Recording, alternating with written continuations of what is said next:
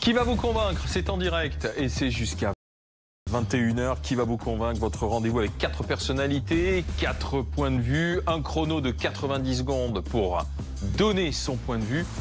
Et ensuite, le débat. C'est parti. Ce soir, Geoffroy Lejeune, directeur de la rédaction de Valeurs Actuelles, il ose demander la rouverture des terrasses et vite. Rokhaya Diallo, réalisatrice, éditorialiste, la charte du séparatisme. Pour lutter contre le séparatisme, non merci. Louis Boyard, étudiant, comme Angela Merkel, le président Macron devait présenter ses excuses pour ses erreurs face au Covid. Quant à Natacha Polony, directrice de la rédaction de Marianne, elle dénonce une gauche complice de l'entrisme turc du président Erdogan. On va commencer avec Geoffroy Lejeune, directeur de la rédaction de Valeurs Actuelles. La pandémie flambe en Ile-de-France. L'Aube, le Rhône et la Nièvre se retrouvent comme départements sous surveillance. Gabriel Attal, porte-parole du gouvernement, il défend les mesures telles qu'elles sont prises.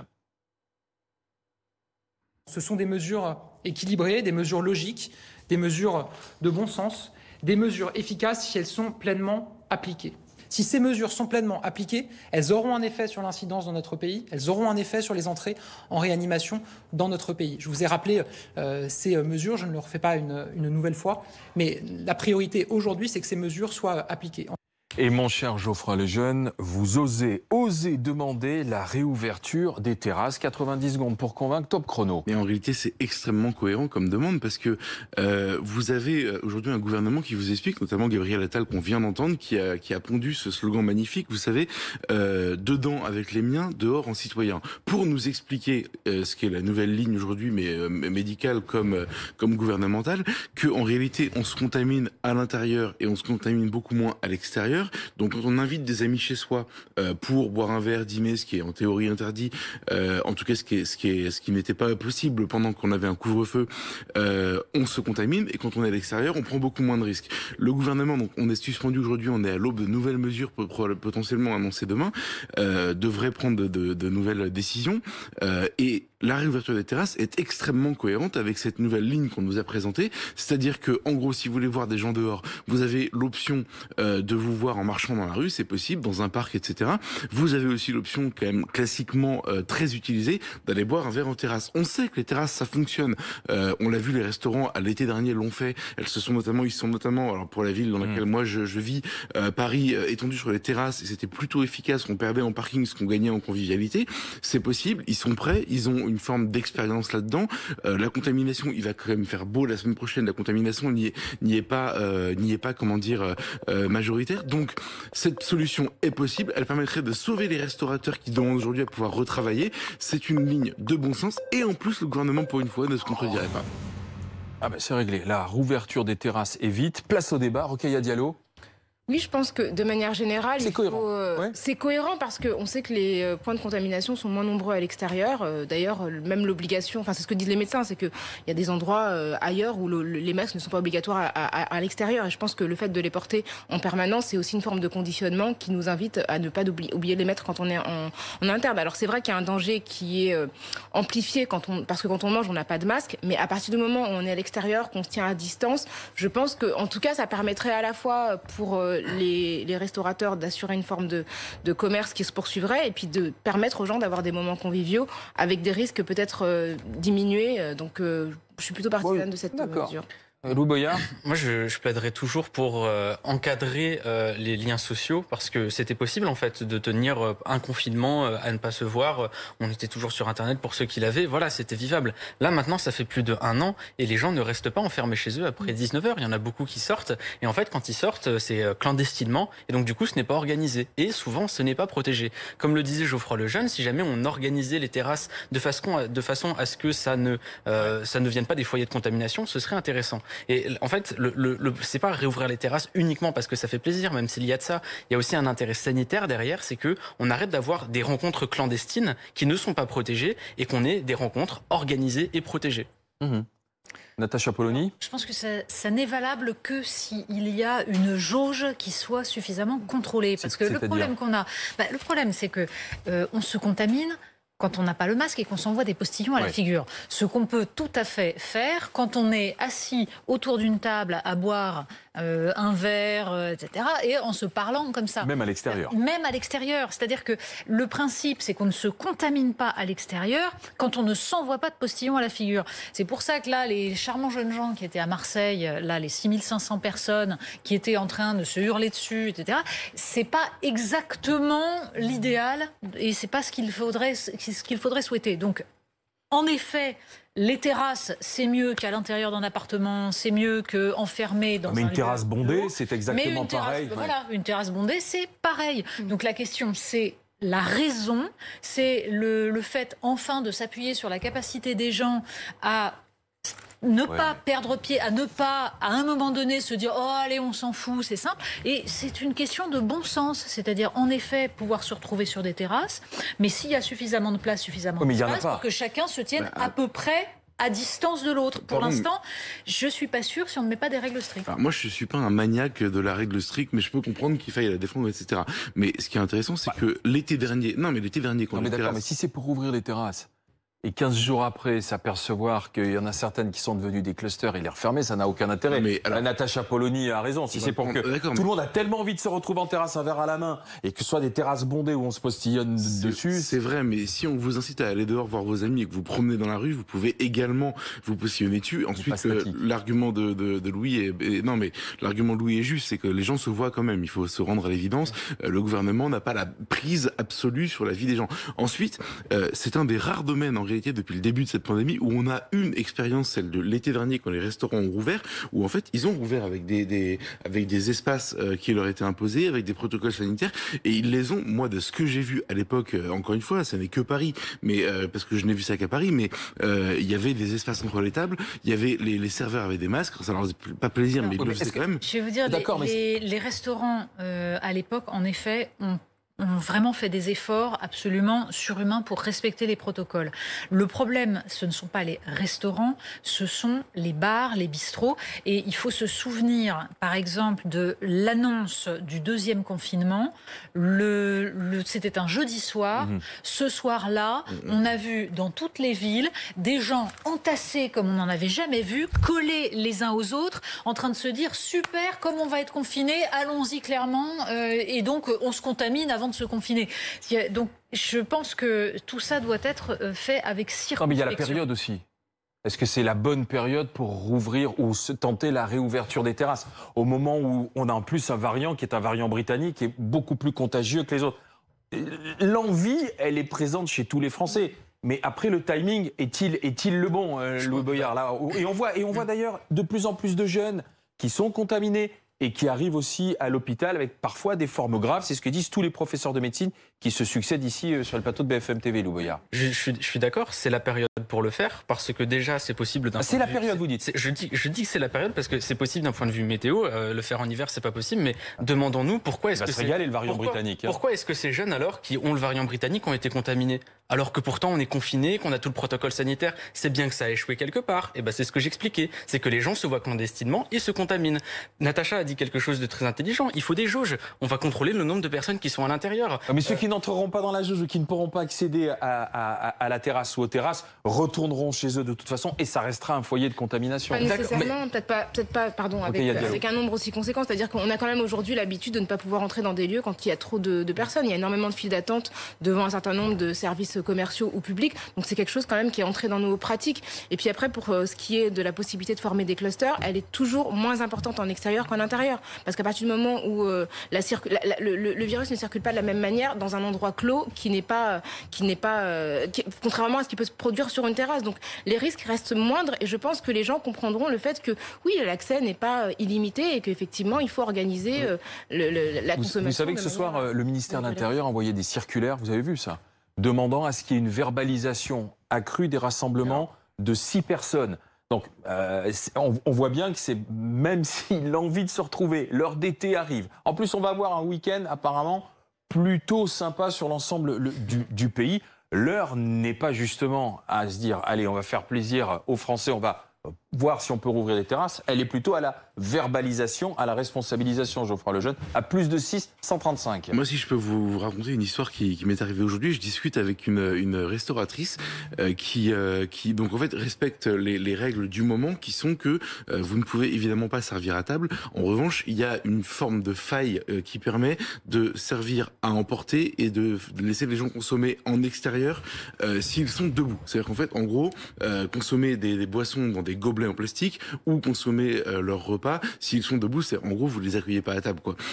Et aujourd'hui, elle s'est fait interdire cette possibilité je crois pas qu'il y ait eu de nouvelles mesures prises à ce sujet-là, interdire cette possibilité par la police, qui est passée en disant vous avez des clients qui sont en train de consommer dehors, si jamais vous continuez, on vous verbalise, c'est 135 par personne et on vous ferme la prochaine fois. Bon, tout ça pour vous dire que moi je me place aussi, j'entends ce que vous dites, mais du point de vue du restaurateur, qu'il faut entendre, et ce sont des gens qu'on a fermés en effet à l'automne, qui ont respecté par la force des choses et qui ont été contrôlés beaucoup, qui ont respecté dans la mesure du possible tout ce qui leur a été infligé, et qui aujourd'hui voient qu'ils pourraient récupérer une clientèle, ils sont prêts vraiment à se mettre en quatre, à tout donner pour respecter. C'est pas dans l'air du temps.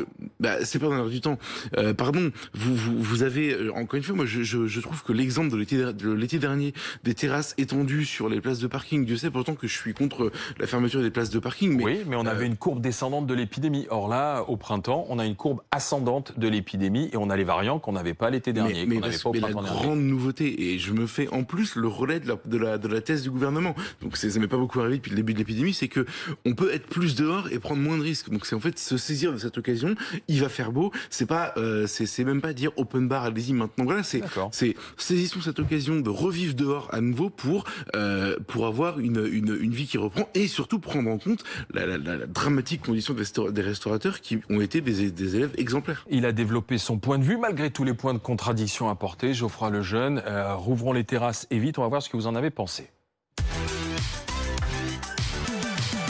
J'ai l'impression que l'envie de boire un verre en plein air était très présente et très présente. Rokhaya Diallo, alors convaincu par les arguments de Geoffroy ? Oui, à partir du moment où on a la possibilité vraiment d'assurer des restrictions, de se conformer en fait à une réglementation qui évite justement les attroupements, je pense que c'est nécessaire et que c'est important. Le Boyard. Totalement d'accord avec un protocole sanitaire, et j'ai aussi une pensée pour ces petites villes de province où il n'y a pas le Covid et où les terrasses sont fermées, et pour eux aussi il faudrait les réouvrir.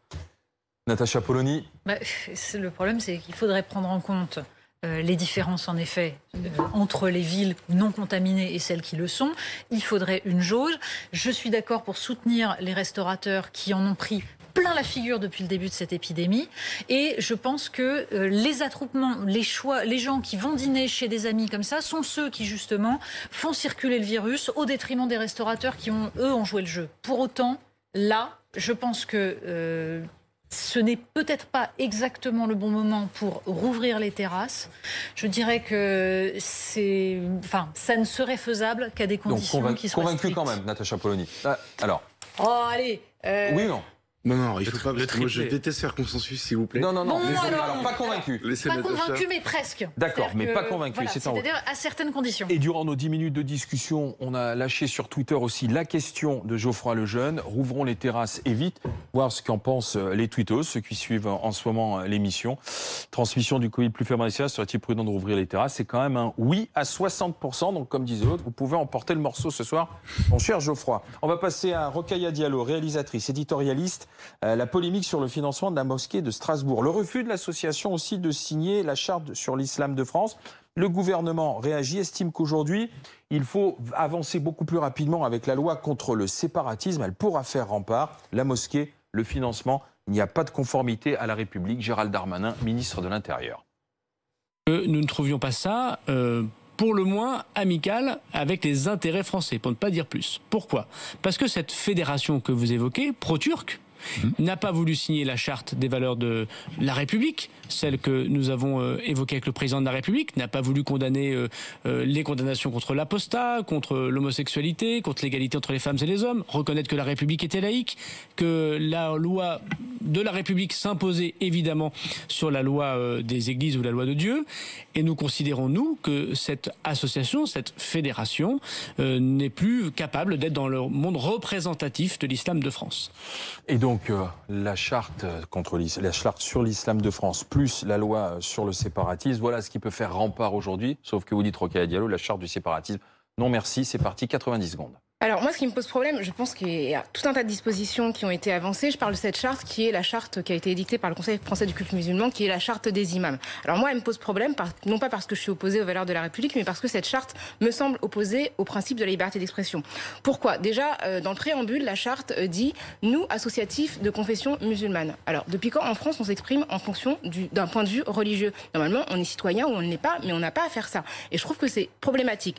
D'autre part, il y a plusieurs articles de la charte qui invoquent des versets du Coran. 4 articles précisément invoquent des versets du Coran. Or, le Coran, à ce jour, n'a pas de valeur légale en France. Et je trouve curieux d'invoquer les extraits d'un livre religieux pour, et d'une certaine manière, encourager des personnes à respecter les lois de la République comme si la loi ne suffisait pas aux musulmans.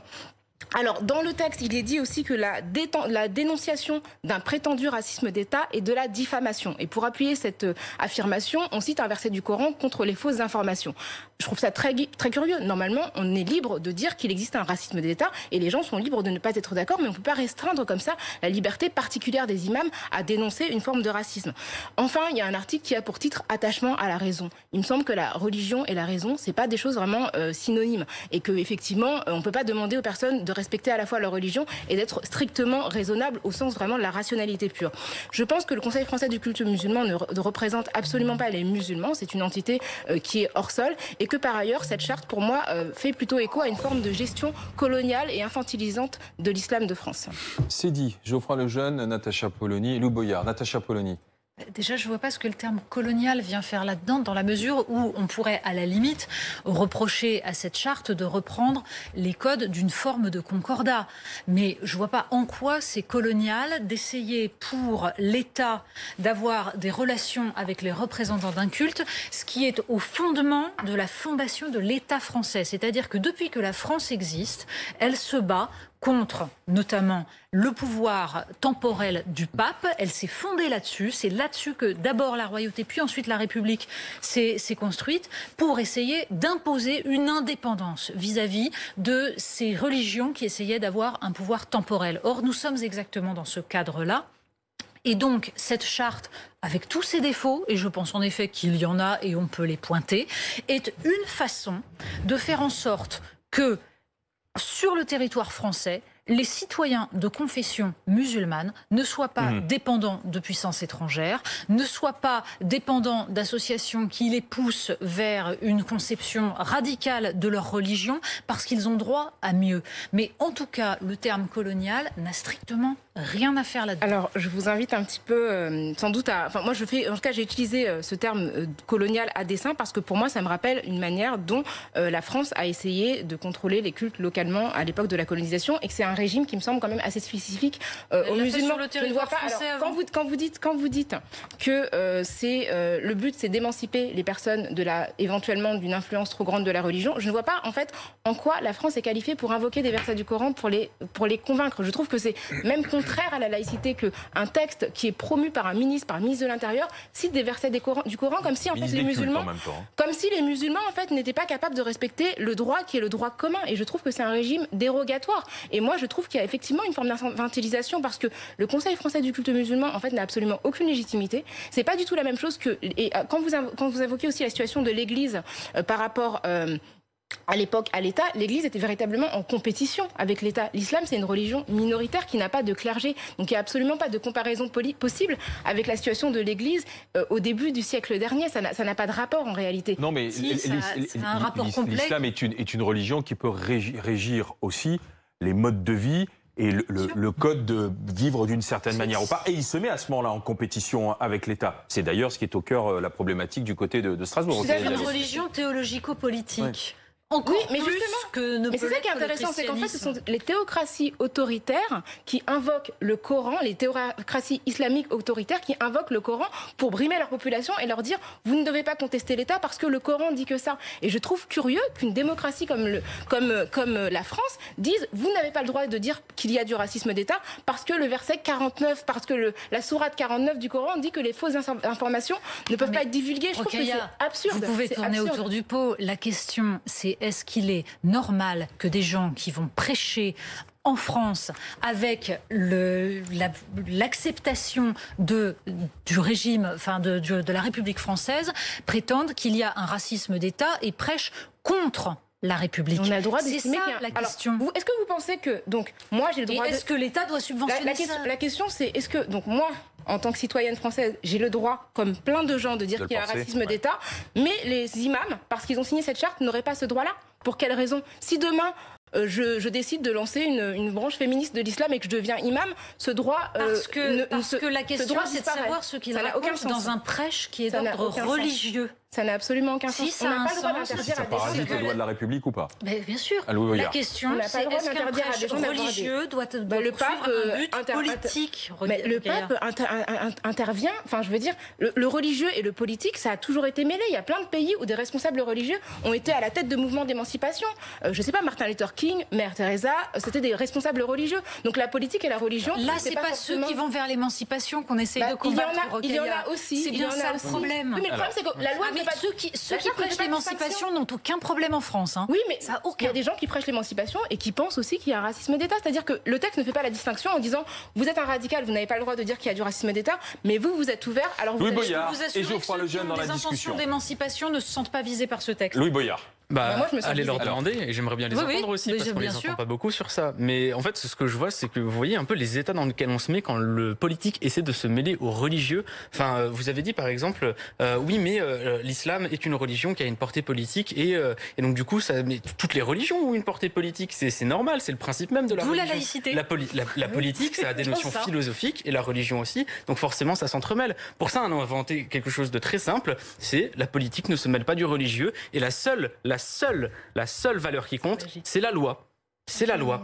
Et je vois pas pourquoi est-ce qu'on a besoin de faire signer une charte à ces gens alors qu'il y a la loi. Parce que quand il y a un problème, eh bien la loi, justement, elle évolue pour régler le problème. Mais ce n'est pas une loi. Pourquoi alors pourquoi est-ce qu'on n'a pas fait une loi? Mais pourquoi est-ce qu'on n'a pas fait une loi? En plus, vous êtes républicaine, vous aimez la loi. Pourquoi pas une loi? On fait une loi en ce moment. Mais pourquoi la faire? Elle en fait partie, mais c'est juste que... Elle n'a pas de valeur juridique, en fait. Non, mais c'est tout le cœur du débat de la loi sur le séparatisme, c'est l'objectif de Darmanin. Moi, à part sur la conclusion, comme souvent avec Rokhaya sur le colonialisme, mais c'est intéressant parce que je trouve qu'il y a beaucoup de choses très vraies dans ce que vous dites dans votre raisonnement, et notamment sur le fait qu'en réalité, ce que vous pointez, c'est l'hypocrisie absolue de cette charte qui se sert d'une institution, en effet, qui n'a pas de légitimité, et surtout qui n'en a pas aux yeux, j'ai le sentiment en tout cas des musulmans de France, pour les prendre, je sais que c'est compliqué, hein, mais dans leur globalité, ils ne se reconnaissent pas dans cette institution majoritairement. Ensuite, ce que je trouve intéressant, c'est que si vous poussez la logique, vous considérez qu'il faut laisser tout le monde vivre sa religion comme il l'entend. Moi, si je la pousse, à ce moment, ça respecte la loi. Et moi, si je la pousse, je vais dans le sens exactement au contraire, à savoir, j'ai lu le livre de Gérald Darmanin pour l'interviewer pour Valeurs Actuelles, et en fait, ce que dit Natacha est juste, il fait une comparaison avec la phrase de Clermont-Tonnerre, vous savez, tout aux Juifs en tant qu'individu, rien en tant que nation. Mais sauf qu'en fait, il ne pousse pas cette logique jusqu'au bout. Moi, j'aurais souhaité que la France, et pas le CFCM, la France dise, voilà ce qui, dans l'islam, n'est pas compatible avec notre modèle, et donc, voilà ce à quoi il faut renoncer. Ce que, en réalité, cette charte ne fait pas. Mais ça, il faut que vous disiez, je pense pas, en fait, je pense pas que vous seriez contre également. Non, mais en fait, ce que vous comprenez pas, c'est que même chez les musulmans, il y a un débat. C'est-à-dire que c'est pas le Conseil français du culte musulman qui va résoudre des débats théologiques qui sont millénaires. C'est-à-dire que même chez les féministes, chez les musulmans, il y a des féministes, il y a des LGBT, il y a des gens de gauche, il y a des gens de droite, et chacun a son interprétation du Coran qui est différente. Donc c'est pas Gérald Darmanin ou le CFCM qui aujourd'hui en 2021 va décider. Il faut laisser les croyants débattre entre eux. Il y a plusieurs courants et des courants émancipés. Non, mais ce que je veux dire, c'est que tous les croyants, en fait, ont le droit d'avoir leurs convictions à partir du moment où elles ne contreviennent pas à la loi. Si les croyances contreviennent ou les actes contreviennent à la loi, il y a une loi. Ce n'est pas la peine de faire une charte spécifique pour les musulmans. Et ce que vous disiez sur le livre de Gérald Darmanin, moi j'ai vu un extrait circuler par rapport à justement la manière dont Napoléon a utilisé un registre quand même assez antisémite sur les juifs en les rapprochant de cette pratique particulière qui serait celle de l'usure. Moi, je trouve que c'était problématique. Je trouve que c'est dérangeant en fait qu'il mobilise un registre qui est traditionnellement antisémite pour expliquer que finalement on a encadré la manière dont les juifs se sont comportés pour les faire entrer dans une forme de comportement qui serait davantage conforme à l'esprit français. Moi, ça me dérange. La polémique sur l'antisémitisme, honnêtement, elle est vraiment ridicule. Moi, je la trouve pas ridicule. Non, mais elle fait fi du contexte, etc. Par ailleurs, elle oublie de dire aussi que les Juifs à l'époque l'ont accepté, voire ont proposé d'aller plus loin. Donc c'est-à-dire que en fait, je pense qu'il y avait aussi des différentes variantes en termes de. L'histoire a tranché, a jugé et. Ah oui, mais l'histoire, c'est toujours l'histoire des dominants qui raconte le résultat. Les vainqueurs. Si je peux, en fait, le problème, c'est pas du tout qu'on pose des lois pour dire qu'est-ce qui est compatible avec la République ou pas. Le problème, c'est qu'on fasse un régime, un régime d'exception. Vous disiez, il faut signer une charte, tout ça, mais il y a déjà quelque chose qui est signé. Ça s'appelle le pacte social. À partir du moment où j'ai obtenu mes droits de citoyen, que j'ai le pouvoir de voter pour qu'est-ce que je veux comme loi ou pas, je m'engage aussi à respecter la loi. Un musulman, si jamais il est citoyen français, je me fiche de sa religion. Le seul pacte qu'il a à signer, c'est le pacte social, celui du citoyen. Créer une charte, une sorte de régime d'exception pour une religion particulière, alors que la République ne reconnaît aucune religion, c'est vrai, c'est anti-républicain. Pardon, mais vous êtes en train de faire comme si il n'y avait aucun problème actuellement avec des associations qui se prétendent culturelles et qui sont en fait cultuelles et qui contournent totalement les lois pour essayer d'imposer leur vision et d'imposer en fait une conception du pacte social qui est la négation de celui que vous défendez. Vous faites comme s'il n'y avait pas de souci. Vous nous dites, c'est quand même incroyable qu'on se mette dans cet état, mais c'est quand le politique veut contrôler le religieux.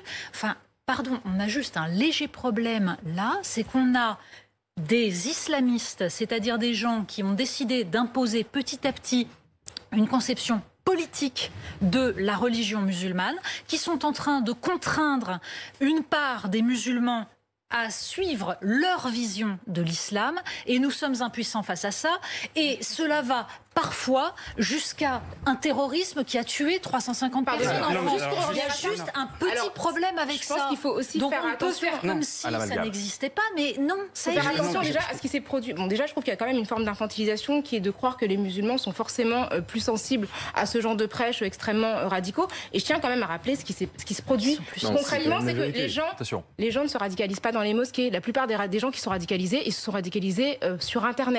La plupart des gens qui sont devenus radicaux ne sont pas. Non, mais ça veut dire que c'est pas dans les mosquées en fait que se pose le problème. C'est pas dans la transmission familiale. C'est pas dans la transmission. Là, vous parlez uniquement de ceux qui tombent dans le terrorisme. Mais bien sûr, vous faites là aussi. Vous faites comme si. Si vous le permettez. Vous faites comme si ce n'était pas un problème qu'il y ait sur le territoire français des gens qui vivent en dehors justement de notre pacte social, qui mettent des voiles à des petites filles de 8 ans. Vous faites comme si ça n'existait pas. Alors, pause sur cette discussion, si vous le permettez, parce que de toutes les manières, tout à l'heure, avec le point de vue de Natacha Polony, on va revenir sur ce qui s'est passé à Strasbourg et voir s'il y a des formations politiques qui aujourd'hui sont complices de cet islam politique. Ce sera votre point de vue tout à l'heure. Mais restons sur ce qu'a défendu Rokhaya Diallo avec notre débat. Voyons ce que vous en avez pensé.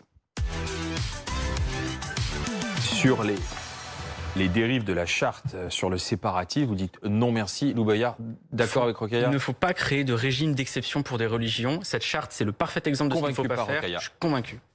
Natacha Polony ? Ah non, je ne suis pas convaincue. Parce que là, on est dans un monde qui est totalement hors sol et qui n'a rien à voir avec ce qui se passe. Je ne pense pas être moins ancrée dans le sol que vous. Ben si, justement. Pas convaincu. Et Geoffroy Lejeune ? Mais moi, en fait, pour les raisons diamétralement opposées, c'est très bizarre, mais je suis convaincu par le fait que cette charte est d'une hypocrisie absolue en réalité. D'accord.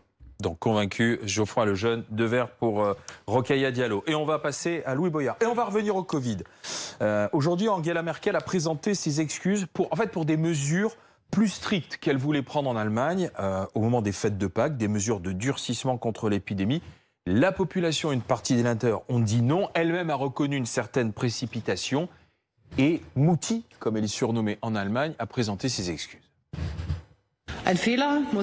Une erreur doit être appelée une erreur et plus important encore, elle doit être corrigée et si possible à temps. Je sais que cette proposition a provoqué une incertitude supplémentaire et je le regrette profondément. Et pour cela, je demande pardon à tous les citoyens. Elle demande pardon. Et Louis Boyard, Il aimerait bien entendre Emmanuel Macron aussi présenter ses excuses face à la gestion de la crise Covid. 90 secondes chrono, c'est parti mon cher Louis. Alors déjà, j'aimerais commencer par poser une question, c'est où est Macron ? Parce qu'on l'avait beaucoup entendu, on le voyait partout, c'était Jupiter présent tous les soirs à la télé, et là, il a complètement disparu. Alors est-ce que c'est pour des raisons électorales ou est-ce que c'est pour des difficultés d'avoir à assumer un pari qu'il a perdu ? Pour rappeler un petit peu, on se rappelle fin janvier, c'était le pari d'Emmanuel Macron, la plupart des pays d'Europe confinés, et la France, elle, non. Elle faisait un pari, c'était de dire on va maintenir des mesures qui sont tout de même assez légères par rapport à un confinement. Sauf que là, on se retrouve dans une situation où en Ile-de-France, les hôpitaux sont à 118% de leur capacité. Emmanuel Macron a perdu son pari. Bon, quand le président fait un pari, en général, ça a des conséquences très graves, des dizaines de milliers de morts. Et là, on est Merkel qui, c'était parce qu'elle avait voulu faire un confinement strict sur le long week-end de Pâques. Ça n'a pas plu à la population. Elle est venue et elle s'est excusée, ce qui est un bel exercice démocratique.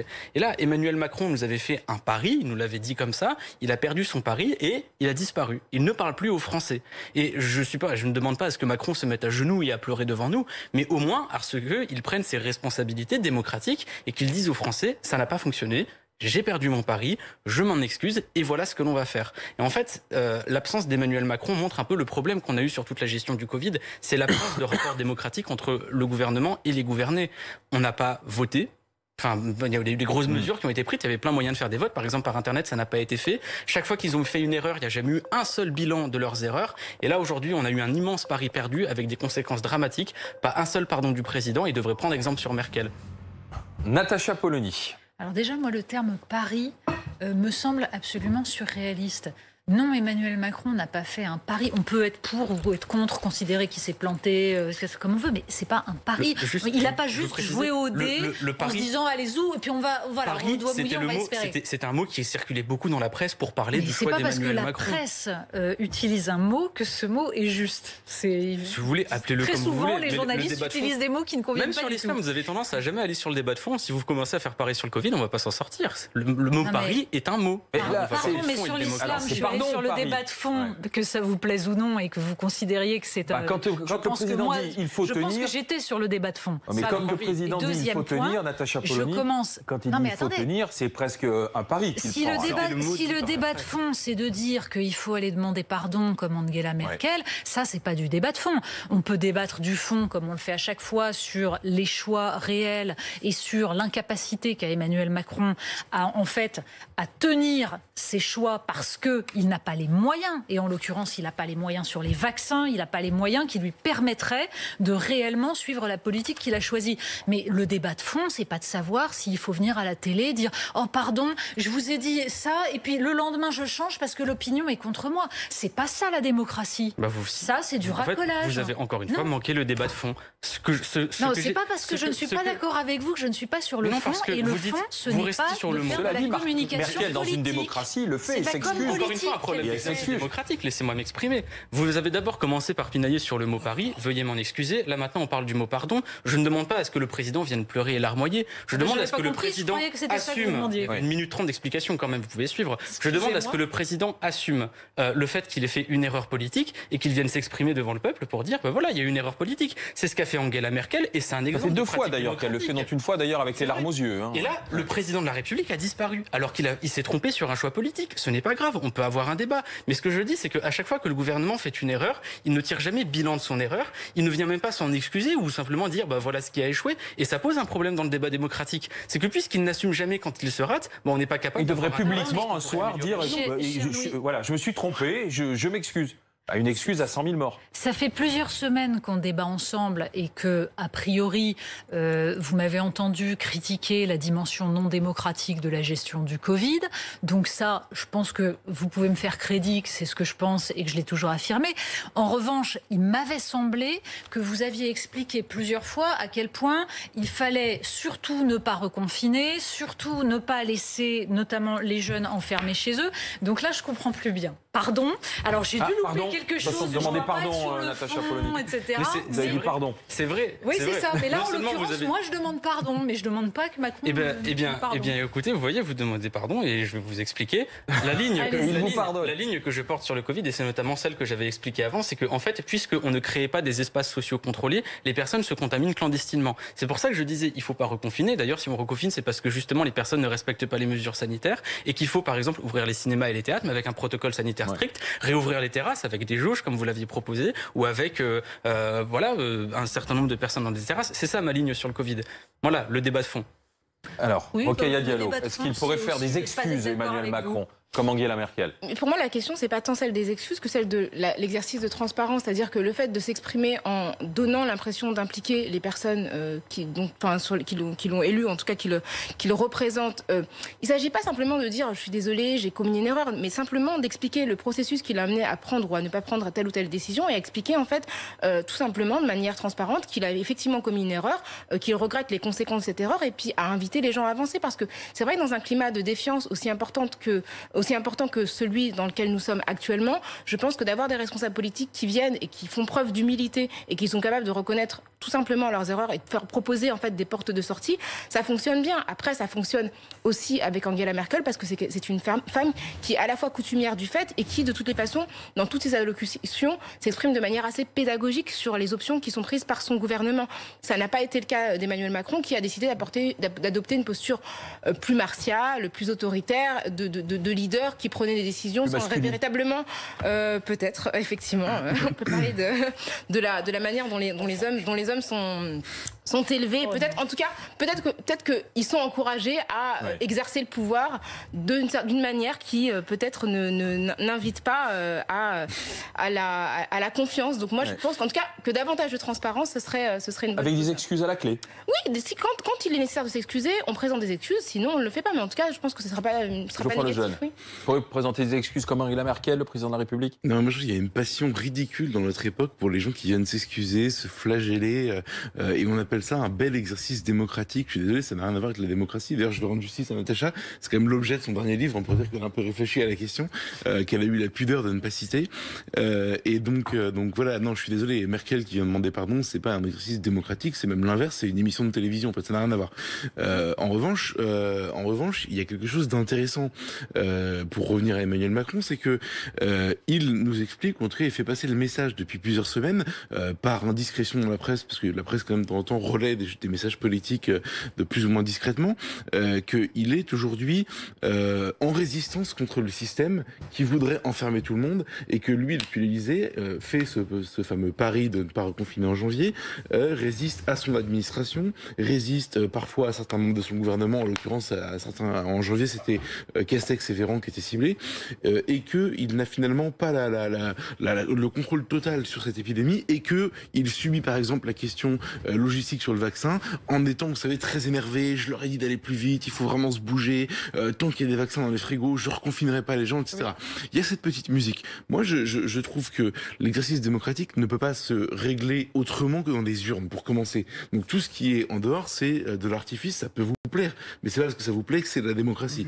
Ensuite, la deuxième chose, c'est que la démocratie, ce serait de dire, voilà, j'ai constaté depuis ma tour d'ivoire, et je ne pensais pas que c'était le cas, que ceci et cela ne fonctionne pas, je vais donc proposer de le changer, je vous propose un référendum, une loi, ou en étant candidat à la prochaine élection présidentielle, de réformer cette fois-ci vraiment l'État. Ça, ce serait un exercice démocratique. Vous parlez politique, tandis que Louis vous dit, de temps en temps, est-ce qu'on peut avoir des exercices de sincérité de la part d'un responsable politique? D'accord, mais un exercice de sincérité vis-à-vis d'une population, ça fait part aussi de la démocratie. Angela Merkel le fait, et tout le monde loue à chaque fois l'exemple allemand, la sincérité d'Angela Merkel. En France, non, il y a juste des comptes à rendre au moment de l'élection présidentielle ou de l'élection législative. Ce n'est pas ce que je si, parce qu'à ce moment-là, il préférait que le président de la République vienne en disant « je me suis trompé, je rectifie et rendez-vous à l'élection présidentielle ». En gros, moi, ce que je vois, c'est qu'on arrête avec les violons. Je vois pas ce qui empêche la sincérité un jour d'un élu. Non, mais c'est la fascination pour les larmes.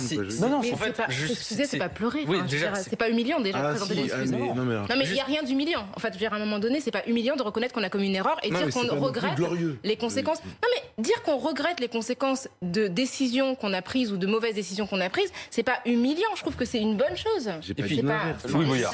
Tout le monde a l'air de tiquer sur les mots, mais si jamais le terme pardon a été repris, ça a été pour reprendre les termes d'Angela Merkel, qui pour moi est un bon exemple encore, elle de a ce dit- que devrait faire un bon président démocrate. Il peut ne pas dire pardon, il peut simplement dire, et comme vous l'avez dit, voilà, ça n'a pas fonctionné, je pensais que ça allait fonctionner, ça n'a pas fonctionné, tirer un bilan de ses erreurs et en fait admettre qu'il a échoué. Ça arrive quand on dirige. Et là ensuite, vous avez proposé un rendez-vous aux urnes, une loi, un référendum. Voilà, pour moi, c'est ça un exercice démocratique. Ce que je critique, c'est pas le fait qu'ils ne disent pas pardon ou qu'ils ne pleurent pas. Ce que je critique, c'est seulement que quand ils font une erreur, ou ils essaient de le passer sous le tapis, ou ils disparaissent. Comme est en train de le faire Emmanuel Macron. Alors appelez ça pardon, ne l'appelez pas, mais le sujet, en fait, c'est juste que quand notre gouvernement échoue, il disparaît, et en fait, ça empêche le débat démocratique parce qu'on peut pas tirer des bilans sérieux de leurs actes. Eh bien, écoutez, après les 10 minutes de discussion, on va voir ce que vous en avez pensé, justement, de cette demande de Louis Boyard que Emmanuel Macron, le président de la République, fasse comme la chancelière Merkel.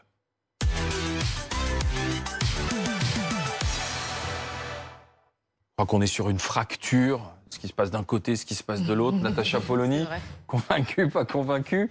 C'est-à-dire que je préfère les outils démocratiques pour reconnaître qu'il y a eu une erreur, un échec. Ça s'appelle des commissions parlementaires. Ça s'appelle ensuite, en effet, un débat entre les représentants ou alors entre les citoyens.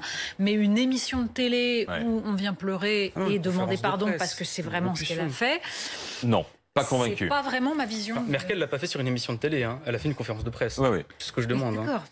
Une émission Geoffroy Lejeune. programmée Et où moi, je elle, pense au contraire qu'il maîtrise. doit. Je suis pas convaincu. Je pense qu'il doit assumer et présenter quelque chose, et qu'à ce moment-là, la vraie démocratie, c'est que les gens s'expriment sur ce qu'il proposera. Rokhaya Diallo. Merkel. Je pense que il n'y a pas de contradiction. On peut assumer un bilan négatif et le regretter. Et effectivement, il s'exprime régulièrement. Et donc, lors d'une de ses expressions à venir, il peut faire tout ce que vous avez dit sans que ça rentre en contradiction. Donc plutôt convaincu, Oui. Rokhaya Diallo. On a posé justement la question, un petit sondage express comme ça, une humeur pendant notre discussion sur la prise de position de Louis Boyard. Est-ce que le président de la République doit s'excuser, demander pardon pour ses erreurs là dans la gestion Covid? Donc on va regarder ce qui s'est dit sur Twitter. Si c'est prêt, si on peut le voir. Sinon, il faudra me demander pardon quand je sortirai. C'est regardez, à l'image d'Angela Merkel, oui, à 86%, donc ça va plutôt dans votre sens, Vous qui cher aimez la Louis démocratie. Boyard. C'est un plébiscite, c'est le plébiscite Boyard. C'est pas la démocratie, Mais- hein, c'est Twitter, c'est pas pareil. Oui, non, je suis d'accord. Personne n'a dit que c'était la démocratie. Je suis hein. pas contre Twitter, mais c'est juste c'est pas la démocratie. On va terminer avec Natacha Polony, directrice de la rédaction de Marianne, et on va reparler de l'affaire de la mosquée de Strasbourg. La gauche, ou plutôt Europe Écologie Les Verts, accusée de faire le jeu de l'islam politique. C'était les accusations de Marlène Schiappa, du ministre Gérald Darmanin, et la maire de Strasbourg a répondu aujourd'hui sur BFM. Je dois dire avoir été assez choquée de cette interpellation du ministre de l'Intérieur, qui était en plus présent à Strasbourg il y a quelques semaines de cela, et qui jusque-là ne m'a jamais alerté sur les risques d'ingérence dont il fait état. Moi, j'appelle le président de la République, Emmanuel Macron, et son gouvernement à prendre leurs responsabilités, à nous transmettre, nous, élus locaux, l'ensemble des éléments dont ils disposent, surtout s'il est question de risques graves d'ingérence sur le sol français. Pas au courant. Si on a des informations, qu'on me les donne, dit Madame la maire de Strasbourg, Natacha Polony. Attention au péril politique turc avec la complicité d'une certaine gauche. C'est parti, 90 secondes. Alors, premier point, la façon dont Gérald Darmanin a géré ça relève là aussi de la communication politique totale. Donc, ce n'est pas parce qu'on critique la maire de Strasbourg qu'on trouve Gérald Darmanin formidable. En revanche, ce qu'on entend là, c'est quelqu'un qui semble tomber des nues parce qu'elle ne savait pas que Recep Erdogan était dans une phase d'ingérence totalement assumée sur les communautés turques d'Europe. C'est vrai qu'en 2015, à Strasbourg, il y a eu des meetings. Alors, l'Allemagne, fin 2014, a refusé la tenue de meetings par Recep Erdogan sur son sol. En France, on a accepté meeting avec hommes et femmes séparés en langue turque pour expliquer vous devez vous intégrer économiquement, mais vous ne devez surtout pas vous intégrer culturellement. Et l'association qui donc porte ce projet de mosquée est une des deux fédérations d'associations qui est proche d'Erdogan, puisque, hélas, les fédérations d'associations qui, en France, gèrent l'islam de l'immigration turque sont totalement proches d'Erdogan. Je précise une chose. On pourrait appeler ça islamo-gauchisme, je déteste ce terme. Et si on l'utilisait, il faudrait rappeler qu'il y a aussi de l'islamo-droitisme, parce que des élus de droite qui ont fait du clientélisme, il y en a eu beaucoup aussi, et ceux qui ont accepté de fricoter avec le Qatar et l'Arabie Saoudite, il y en a eu énormément. En revanche, là, je pense que Europe Écologie Les Verts, franchement, se fout du monde, et que s'ils ouvraient des journaux, ils seraient peut-être au courant de la stratégie de Recep Erdogan. Je pense qu'ils le font quand même de temps en temps. Alors, Europe Écologie Les Verts se fout du monde. Louis Boyard, Rokhaya Diallo, Geoffroy Lejeune. Louis Boyard.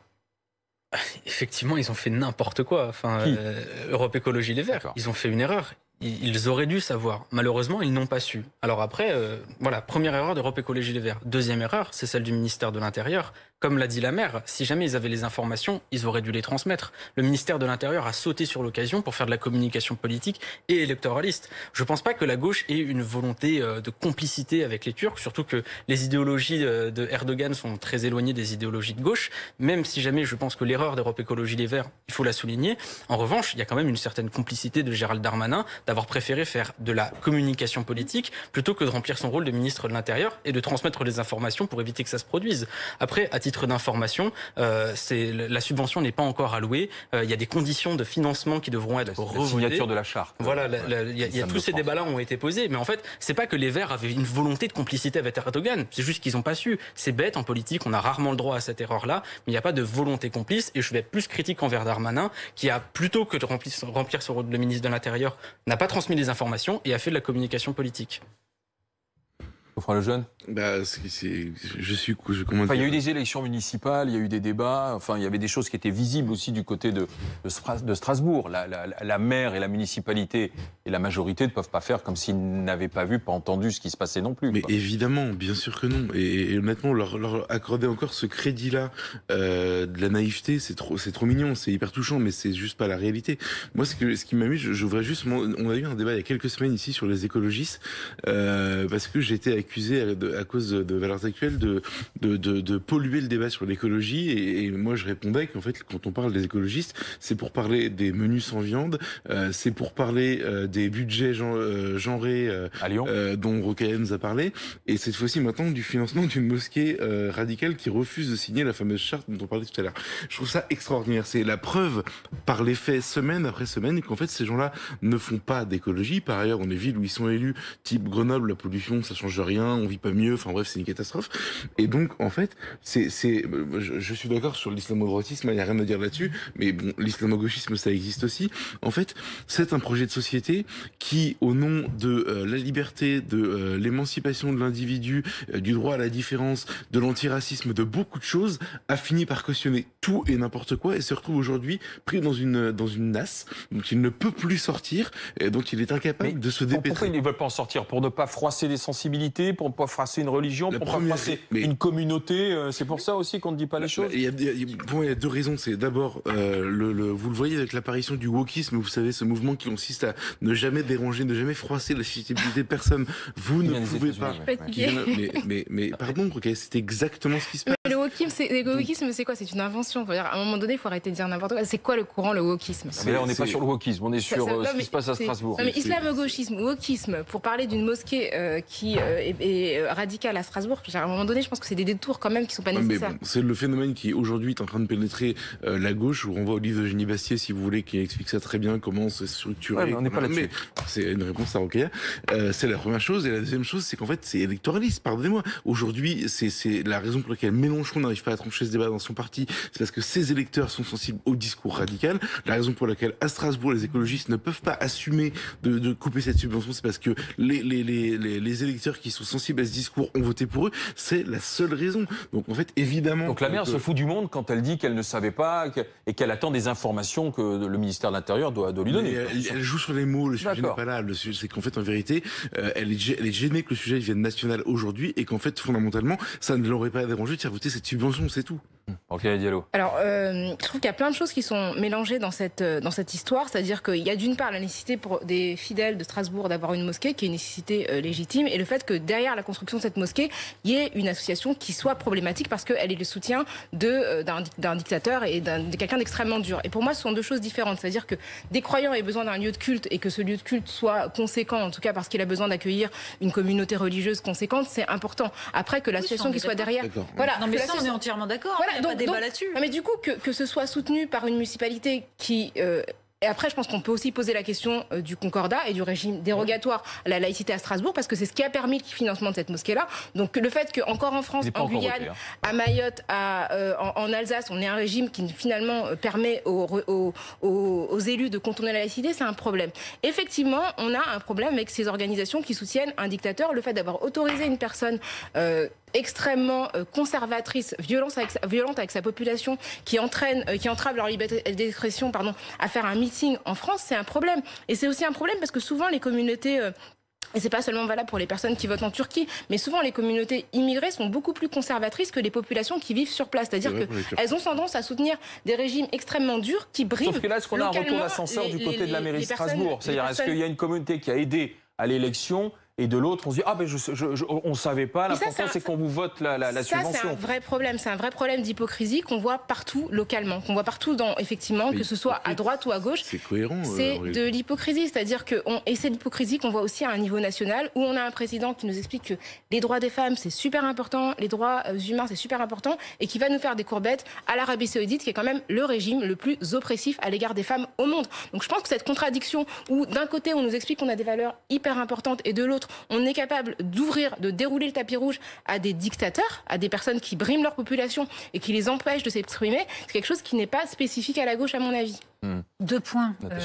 D'abord, la question de la liberté des citoyens français de confession musulmane, c'est-à-dire que le fait que l'organisation du culte, le fait que les associations qui gèrent tout cela soient systématiquement sous dépendance de pays étrangers est un problème majeur en France, et nous devons aux citoyens français de confession musulmane de régler ce problème-là pour eux. Deuxième point, je suis d'accord sur le concordat, et je pense que le concordat pose un réel problème. On ne va pas rouvrir les guerres de religion, mais de fait, il y a un souci, sachant que, en plus, il est détourné de son sens, le concordat, parce que le concordat a été fait, justement, pour régler la situation avec, notamment, au départ, la religion catholique, et c'était une façon pour la République, puis pour Bonaparte, puis pour Napoléon, on va dire, de calmer le jeu tout en ayant la main sur le clergé et sur les religions. En fait, c'était ça. Et aujourd'hui, c'est utilisé par les religions pour obtenir des subventions de l'État, tout en étant libre de mettre en avant une idéologie qui est le contraire absolu des valeurs de la République. Est-ce qu'il y a une vraie complicité de facto entre la mairie de Strasbourg et l'association turque ou pas? Mais évidemment que ça s'appelle du clientélisme. Ça s'appelle du clientélisme, ça s'appelle une forme de complaisance, on va dire. Moi non plus, je ne crois pas que ce soit de la naïveté, parce que la maire de Strasbourg a beau jouer les grandes naïves, je ne peux pas croire qu'elle ne sache pas qui est Recep Erdogan et quels sont les liens entre l'islam turc de France et Recep Erdogan. Je ne pense pas qu'elle soit débile à ce point. Donc, a priori, c'est que ça ne la dérange pas. Mais il y a juste un truc, c'est que quand vous dites des complices à gauche, il y a des complices partout. Gérald Darmanin lui-même, d'ailleurs, avait fait des tracts dans la ville de Tourcoing où il disait que la gauche voulait parler de LGBT dans les cours. Et donc, du coup, il allait donner ça dans les quartiers en se disant c'est comme ça que ça va faire plaisir aux musulmans. Gérald Darmanin aussi l'a fait. En fait, donc, c'est pas des complices à gauche, c'est des complices. D'accord. Alors, on va voir ce que vous avez pensé de la prise de position de Natacha Polony. C'est parti, on va vous demander votre avis. Complicité à gauche ou pas avec ce qui se passe à Strasbourg, Geoffroy Lejeune? Bien sûr, ça relève de l'évidence, je suis d'accord, absolument. Convaincu, un vert pour Geoffroy Lejeune. Rokhaya Diallo? Je suis convaincue. Moi, ce qui me dérange, en fait, c'est vraiment que ça cible spécifiquement la gauche, alors que ce sont des complicités locales qui existent. Mais là, on parle de Strasbourg. D'ailleurs, c'est très réducteur, parce que là, en l'occurrence, c'est Europe Écologie Les Verts. Mais les alliés socialistes de la maire de Strasbourg n'ont pas voté cette subvention, et le Parti socialiste se détache largement de ça. Rokhaya Diallo, convaincu? Je vais dire que je sais pas, il n'y a pas de position médiane. Moi, on va dire que je suis convaincue. Lou Boyard? Qu'il y ait eu du clientélisme, je peux le croire. Je veux dire. D'accord. 3 verres, vous terminez par un triplé, ma chère Natacha Polony. Et on a posé la question aussi sur les réseaux sociaux. Je sais que ce n'est pas la démocratie, je sais que ce n'est pas un vrai sondage. C'est juste l'humeur durant nos 10 minutes de discussion. Y a-t-il un problème d'islamo-gauchisme aujourd'hui? C'est pas la question à laquelle j'ai répondu. C'était assez bizarre. Alors là, je reconnais que la question a été transformée légèrement. Geoffroy Lejeune qui a piraté. Oui, c'est ça. Qui a piraté le compte et qui a appelé toute sa communauté, à voter. Voilà pour Qui va vous convaincre ce soir. On se retrouve demain, 19h, 120% News, 20h. Qui va vous convaincre? Dans un instant, des zooms avec Aurélie Casse. Bonne soirée sur BFM TV.